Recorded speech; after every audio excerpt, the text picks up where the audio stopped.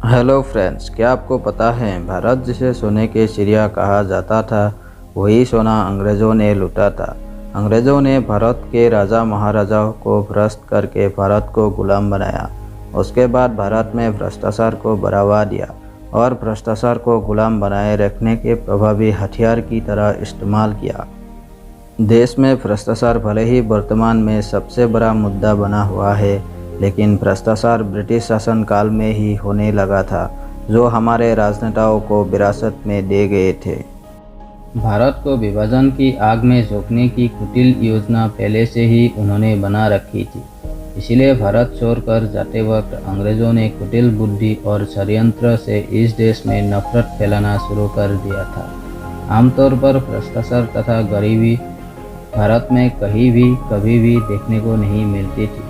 यदि यह कहा जाए कि गरीबी, सामान्य राजनीति और प्रशासनिक भ्रष्टाचार अंग्रेज़ों की देन है, तो इसमें कोई झूठ नहीं होगी। यह तो सभी जानते हैं कि 15 अगस्त को भारत को आज़ादी मिली थी। हमें 1947 में ब्रिटिश राज से आज़ादी मिली थी। लेकिन क्या आप जानते हैं कि भारत में कब और कैसे आए थे अंग्रेज़? यह तो सभी जानते हैं कि भारत में अंग्रेज़ों का राज था। अंग्रेज़ों का कई वर्षों तक भारत गुलाम भी रहा था। अंग्रेज़ों ने भारतीय लोगों पर काफ़ी जुल्म भी ढाए थे। भारत में अंग्रेज़ों ने ईस्ट इंडिया कंपनी की स्थापना की थी। कंपनी की स्थापना 1600 में ही हुई थी और तब से अंग्रेज़ों ने भारत में अपने पैर फैलाने शुरू कर दिए। तब से भारत अंग्रेज़ों के अधीन हो गया। भारत में अंग्रेज़ों ने ईस्ट इंडिया कंपनी की स्थापना सन 1600 में ही की थी। इस कंपनी की स्थापना के बाद अंग्रेज़ों ने भारत में अपना कब्जा शुरू कर दिया था। इस कंपनी के स्थापना के बाद भारत पूरे यूरोपीय देशों के लिए व्यापार का सबसे बड़ा केंद्र बन गया था। भारत के मसालों की मांग पूरे यूरोपीय देशों में थी। इसी व्यापार को अपने अधीन करने के लिए ब्रिटिशर्स ने भारत पर कब्जा करना शुरू कर दिया। 1608 में सूरत के बंदरगाह पर ब्रिटिश जहाज ने पहली बार कदम रखा। मुगल सम्राट नूरुद्दीन सलीम जहांगीर से उन्होंने वाणिज्य संधि और कारखाना स्थापित करने के लिए सम्राट से आज्ञा प्राप्त की। सम्राट ने अंग्रेज़ों के साथ एक संधि पर हस्ताक्षर किए। उस संधि में सम्राट ने अपने महल के बदले अंग्रेज़ों से दुर्लभ वस्तुएं और अलग अलग तरह की समुद्री मोतियों की मांग की थी।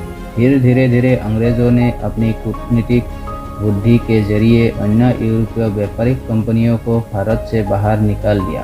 अंग्रेज़ों ने भारत के पूरे व्यापार पर अपना कब्जा जमा दिया। अंग्रेज़ों ने फिर भारत में खुद के व्यापारिक संस्थाओं का विस्तार करना शुरू कर दिया। उसके बाद उन्होंने भारत के अंदर अपने ब्रिटिश संस्कृति को बढ़ावा देना शुरू कर दिया।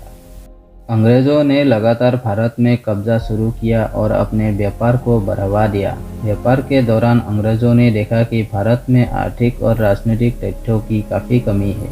उस वक्त भारत के लोगों में आपसी मतभेद काफ़ी ज़्यादा था।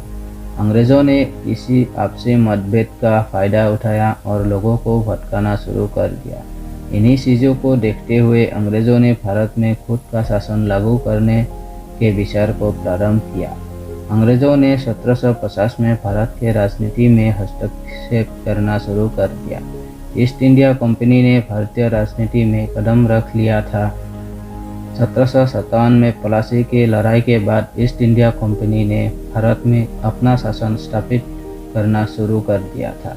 सन 1857 में भारत में ब्रिटिश क्राउन का सीधा नियंत्रण हो गया था, जिसे हम ब्रिटिश राज के नाम से भी जानते हैं।